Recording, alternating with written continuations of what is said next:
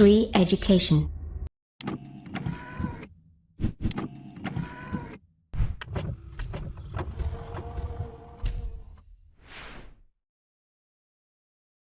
नमस्कार दोस्तों, बहुत बहुत स्वागत करता हूँ सभी का मैं श्री एजुकेशन की तरफ से और मेरा नाम है रवि। तो दोस्तों, जैसा कि आप सब जानते हैं, मॉडर्न हिस्ट्री हम पढ़ रहे हैं। ये उसका 14th लेक्चर है। आधुनिक भारत का इतिहास जो है उसका 14th लेक्चर है, जो इसके पहला 13 लेक्चर था।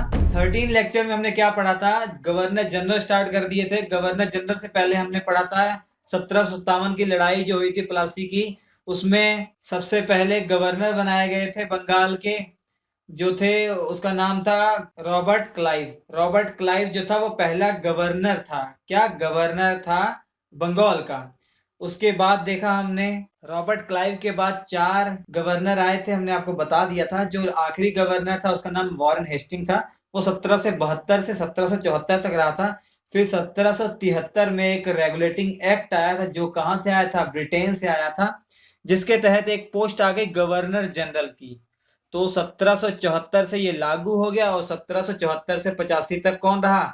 Governor general Warren Hasting. मैं आपको एक शक्ल दिखा देता हूँ, आपको पढ़ने में आसानी होगी। सबसे पहले आया था कौन? जो हमें पढ़ना है रॉबर्ट क्लाइव के बारे में, जो कि केवल गवर्नर था। ये था मोटा, ठीक है। उसके बाद जो हमें सबसे इम्पोर्टेंट पढ़ना, जो हमारा पहला गवर्नर था, ये बंगाल के गवर्नर जनरल कहलाते थे। बंगाल के गवर्नर जनरल या फोर्ट विलियम के governor general of fort William, ये था गंजा। ये जो गंजा था ये वॉरेन हेस्टिंग था, ठीक है। एक था मोटा और एक था गंजा। तो सबसे पहले रॉबर्ट क्लाइव के बारे में आपको आता है, वॉरेन हेस्टिंग के बारे में आता है। अब हम आगे पढ़ेंगे। वॉरेन हेस्टिंग के बाद आया था सर जॉन मैकफरसन। ये टेम्परेरी आया था, ठीक है, क्योंकि हम जानते हैं वॉरेन हेस्टिंग ने इस्तीफा दिया था। इस्तीफा क्यों दिया था आप पढ़ चुके होंगे, मुझे मैं उम्मीद करता हूँ। आखिरी बार बता रहा हूँ, इसके बाद नहीं बताऊंगा।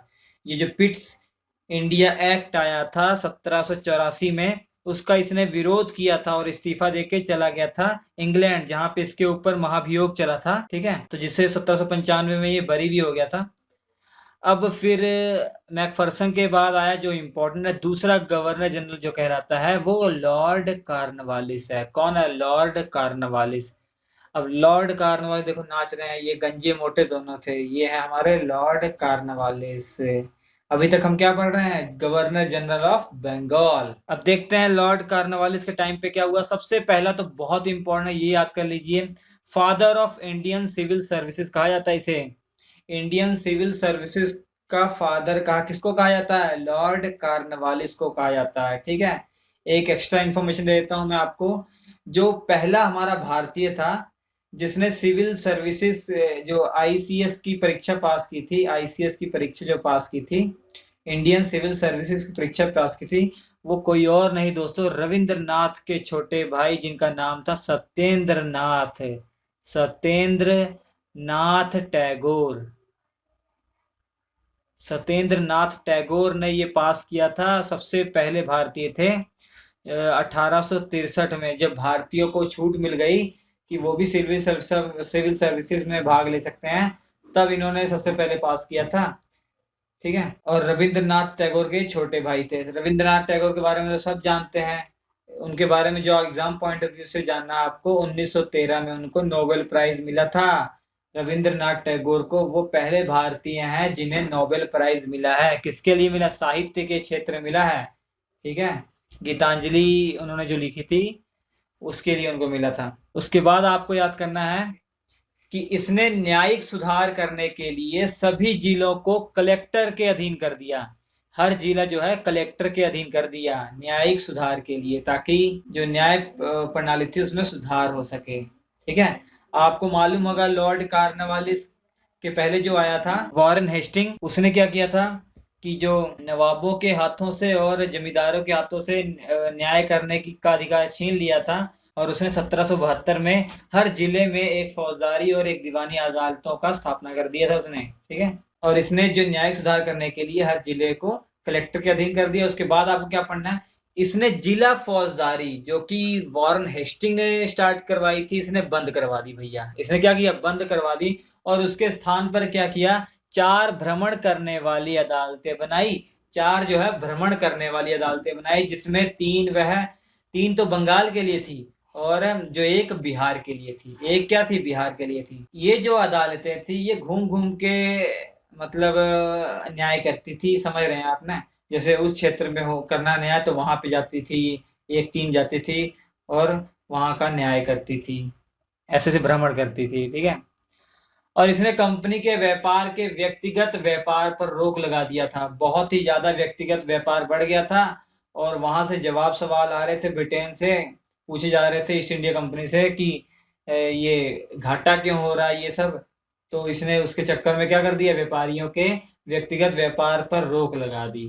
इसने हर जिले में एक पुलिस स्टेशन बनवा दिया और उस पुलिस स्टेशन का जो इंचार्ज था वो दरोगा कहलाता, दरोगा मतलब बना दिया, दरोगा को उस पुलिस स्टेशन का इंचार्ज बना दिया। ठीक है।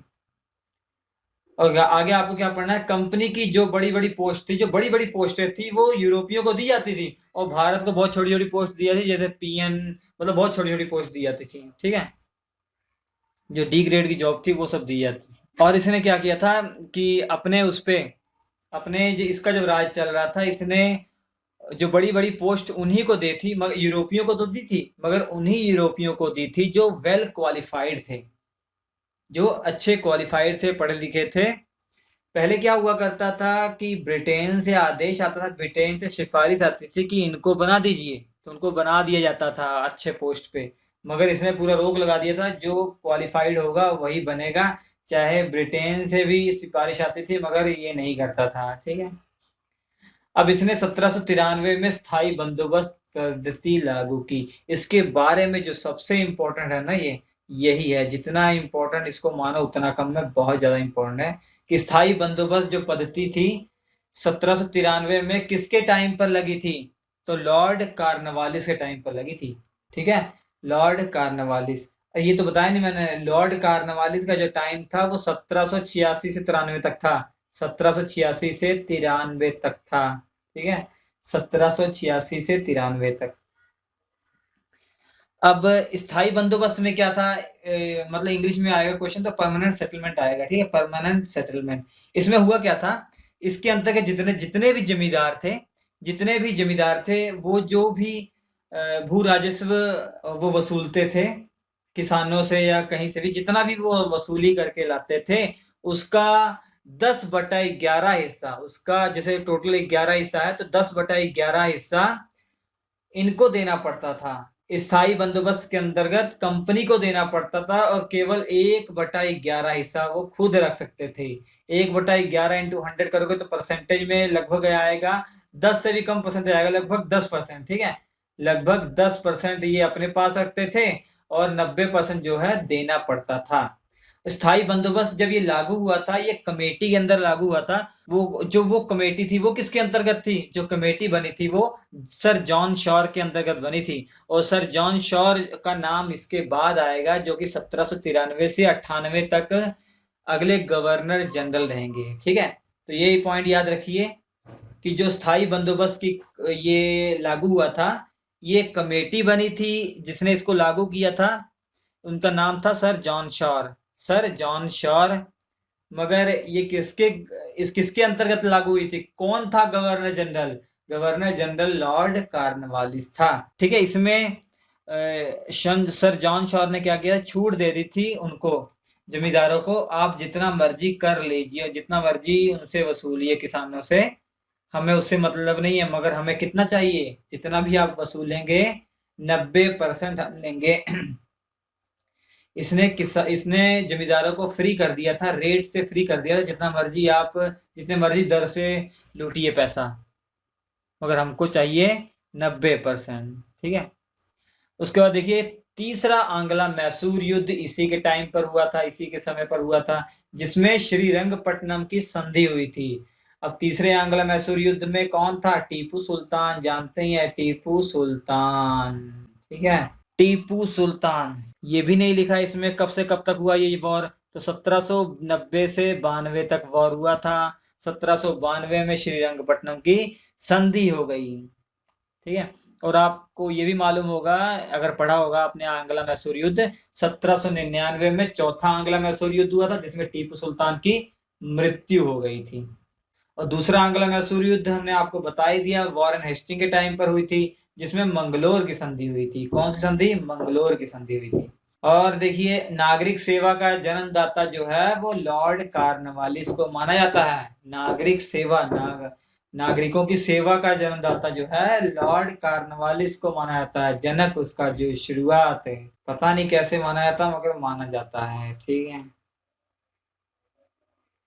1805 में कार्नवालिस का दूसरा ये कार्यकाल शुरू हुआ था, परंतु जल्दी उसकी मृत्यु हो गई थी। एक्चुअली बेचारे की जुलाई में स्टार्ट हुआ था और अक्टूबर में इसकी मृत्यु हो गई थी। कहाँ पे मृत्यु? में गाजीपुर में मृत्यु हो गई थी। ठीक है, गाजीपुर में इसकी मृत्यु हो गई थी। ठीक है, 1805 में। मैं बहुत आगे चला गया हूँ, इसके पहले जो है सर जॉन शॉर भी आ जाएगा। अरे इसके बाद 1793 के बाद सर जॉन शॉर आएगा, 1793 से 98 तक। फिर 98 से 1805 तक लॉर्ड वेलेस्ली आएगा, जो कि सबसे इंपॉर्टेंट है। सहायक संधि उसी के टाइम पे स्टार्ट हुई थी। 1805 में जब लॉर्ड वेलेस्ली जाएगा, फिर इसको दोबारा लाया जाएगा, मगर थोड़े टाइम के लिए। ठीक है, समझ पा रहे हैं आप? इसके बाद आते हैं भैया सर जॉन शॉर। हमने बता दिया था आपको पहले ही सर जॉन शॉर का ये पिक्चर सामने, ये है सर जॉन शॉर। देखिए बैठे हैं कुर्सी पे सर जॉन शॉर। तो सर जॉन शॉर जो है आपके बारे में, आपके लिए एग्जाम में इंपॉर्टेंट नहीं है, बहुत कम बार ये पूछा जाता है। जो पूछा जाता है वो मैं आपको बता देता हूँ। ठीक है, चलिए 1793 में इनके टाइम पर चार्टर एक्ट पारित हुआ था। चार्टर एक्ट पारित हुआ था। ठीक है, इनके समय में अहस्तक्षेप की नीति अपनाई थी, ये अलग है। ठीक है, सबसे पहले क्या है, 1793 में चार्टर एक्ट पारित हुआ था, ये ठीक है। ये अलग लाइन है कि इसके समय में अहस्तक्षेप की नीति अपनाई गई थी इसके द्वारा, या बोले इसने अहस्तक्षेप की नीति अपनाई थी। अहस्तक्षेप मतलब समझ रहे हैं ना, कि डोंट डिस्टर्ब, मतलब कोई किसी की दखल अंदाजी नहीं। और चार्टर एक्ट की बात करते हैं कि 1773 में जो रेगुलेटिंग एक्ट था ब्रिटेन से पास हुआ था, वो 20 साल के लिए था, केवल 20 साल के लिए। अब इसमें बहुत सारी कमियां थी, आपको मालूम है, जो कि 1784 में सुधारी गई थी। किस एक्ट के द्वारा? पिट इंडिया एक्ट के द्वारा, पिट्स इंडिया एक्ट के द्वारा। पिट क्यों इसका नाम है? विलियम पिट जो था 24 साल की उम्र में प्रधानमंत्री बना था ब्रिटेन का, आपको हमने बता ही दिया था।